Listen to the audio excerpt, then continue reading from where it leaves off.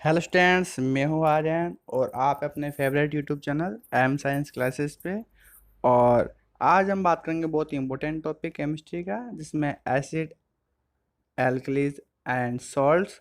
तो सबसे पहले बात करेंगे, इसमें जो लर्निंग ऑब्जेक्टिव है वो है to know that solution can be sorted by whether they are acid, alkali और न्यूट्रल्स। जो न्यूट्रल्स होते हैं उनका जो पीएच है 0 जो 7 होता है। एसिड्स होते हैं उनके पीएच का जो वैल्यू है वो 7 से कम होती है, और एल्कलीज जो होते हैं उनकी पीएच की वैल्यू जो है 7 से ज़्यादा होती है।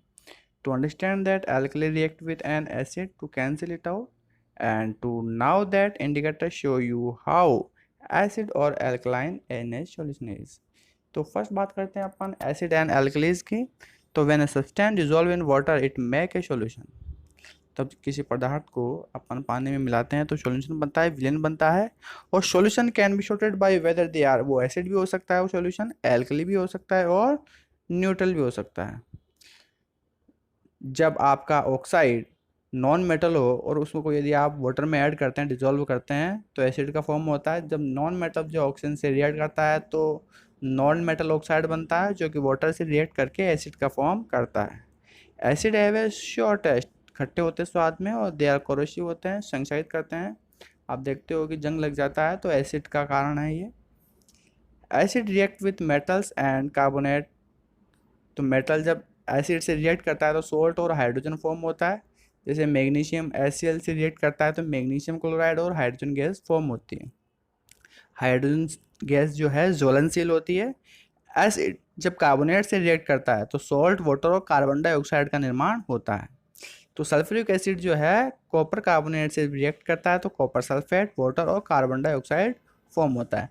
तो प्रोडक्ट हमको ये प्राप्त होता है। तो CO2 जो प्रोड्यूस प्रोडक्ट के रूप में प्राप्त हो रही है, इसको यदि आप कैल्शियम हाइड्रोक्साइड के सॉल्यूशन से गुजारते हैं तो उसमें कैल्शियम कार्बोनेट बनने से उसका जो कलर है वो दूधिया हो जाता है, मिल्क कलर में हो जाता है।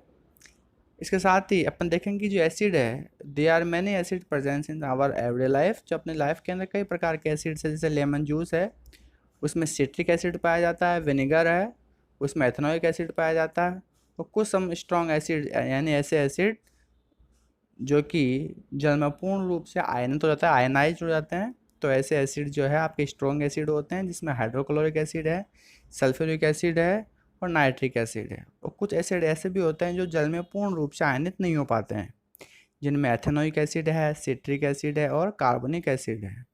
तो ये अपने वीक एसिड होते हैं, क्योंकि ये आसानी से H+ आयन नहीं त्याग पाते हैं, हाइड्रोनियम आयन नहीं त्याग पाते हैं।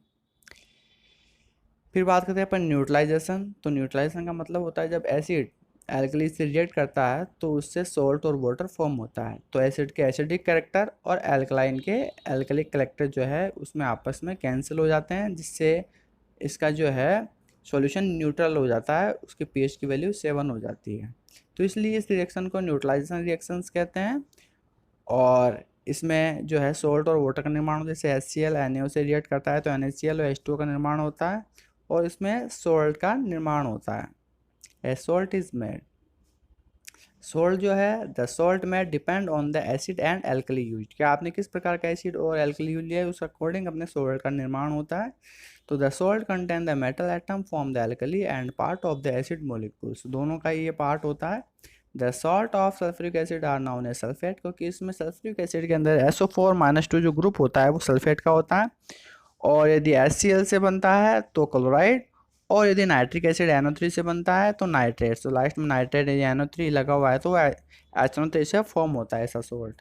जैसे सोडियम नाइट्रेट है, कैल्शियम नाइट्रेट है। सल्फ्यूरिक एसिड्स के जो सोल्ट है उसके अंदर कैल्शियम सल्फेट है, मैग्नीशियम सल्फेट है। और HCl से बनने वाले सोल्ट है उसके अंदर NaCl है, KCl है, ये सोल्ट है।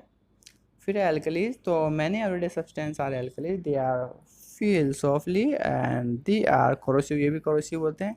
तो मेटल जब ऑक्सीजन से रिएक्ट करती है तो ऑक्साइड बनता है, मेटल ऑक्साइड। और जब ये मेटल ऑक्साइड वाटर से रिएक्ट करता है तो एल्कली का निर्माण होता है। जैसे मान लीजिए सोडियम है, ऑक्सीजन से रिएक्ट करता है, सोडियम ऑक्साइड बनता है। सोडियम ऑक्साइड को वाटर में डिजोल्व करोगे तो NaOH का निर्माण होगा। तो Na और सोडियम हाइड्रोक्साइड जो है एल्कली हो गया। तो एल्कली जब एसिड से रिएक्ट करता है न्यूट्रलाइजेशन रिएक्शन होती है। फिर बात करते हैं अपने एल्कलीज की, तो alkalis are present in many cleaning substance in use in our homes. अपने घर के कामों में कई एल्कलीज का अपने यूज़ करते हैं, क्योंकि इसमें जो अमोनिया और या सोडियम हाइड्रोक्साइड होता है वो हमेशा अटैक करता है ग्रीस पर चिकनाहट के ऊपर, जिससे साफ हो जाता है। तो कैल्शियम हाइड्रोक्साइड जब सोडियम हाइड्रोक्साइड से स्ट्रॉन्ग एल्कलीज के रूप में यूज होते हैं। The most recognisable and common weak alkali is ammonia. तो अमोनिया जो दुर्बल क्षारक है।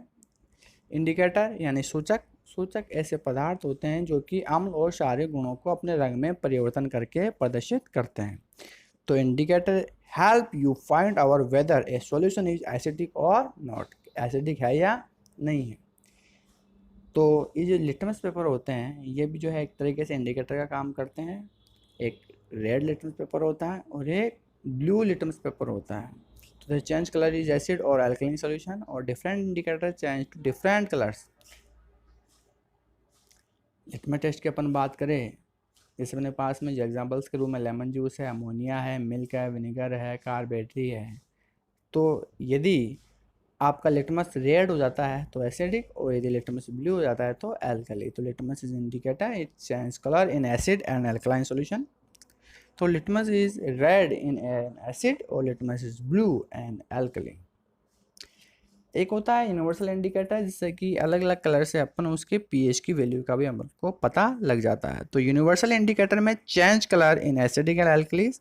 तो इसमें ये डायग्राम दिया हुआ है यूनिवर्सल इंडिकेटर का, जिसमें जो कलर है उस अकॉर्डिंग उसकी सॉल्यूशन की पीएच हो जाती है, जिसमें 7 से कम यानी 0 तक जो है एसिडिक करेक्टर बढ़ते हैं और 7 से ज़्यादा 14 तक एल्कलीज करेक्टर बढ़ते हैं। तो एसिडिक करेक्टर बढ़ने का रीजन जो है H+ आयन है, और एल्कलीज करेक्टर बढ़ने का कारण OH- आयन होते हैं। फिर है पीएच स्केल। तो पीएच स्केल 0 से 14 तक का एक स्केल होता है, जिसमें 0 से लेकर 14 तक के नंबर लगे हुए होते हैं, जिसपे 7 नंबर पे जो है कोई भी सॉल्यूशन हो वो न्यूट्रल होता है, 7 से कम होने पर वो एसिडिक सॉल्यूशन होता है, और 7 से ज़्यादा होने पर वो एल्कली सॉल्यूशन होता है। जितना कम पीएच होता है उतना एसिडिक करके ज़्यादा होता है, और जितना पीएच का मान ज़्यादा होता है उतना ही एल्कलिक करेक्टर को वो प्रेजेंट करता है। अब बात करते हैं अपन एप्लीकेशंस ऑफ न्यूट्रलाइजेशन। तो इंसेक्ट स्टिंगिंग है, जैसे कोई मधुमक्खी है वो काट लेते तो उससे जलन पैदा होती है, तो वो जो रीज़न है वो एसिड है। तो bee sting are acidic and can neutralise with baking soda. तो अपने यदि उसके ऊपर बेकिंग सोडा लगाया जाए तो उससे जो सूजन आती है वो कम हो जाती है, एसिड बेस से रिएक्ट करता है और वो अभिक्रिया न्यूट्रलाइज हो जाती है। ऐसे ही इंडिजेशन।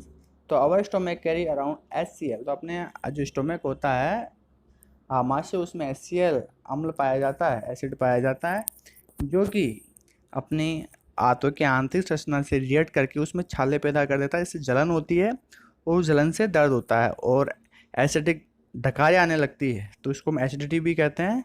तो उसके लिए अपन को बेकिंग सोडा या ऐसा जैसे अमोनियम जो आपका है दुर्बल क्षार का प्रयोग करते हैं, जिससे कि न्यूट्रलाइजेशन रिएक्शन से जो है एसिडिटी खत्म हो जाए।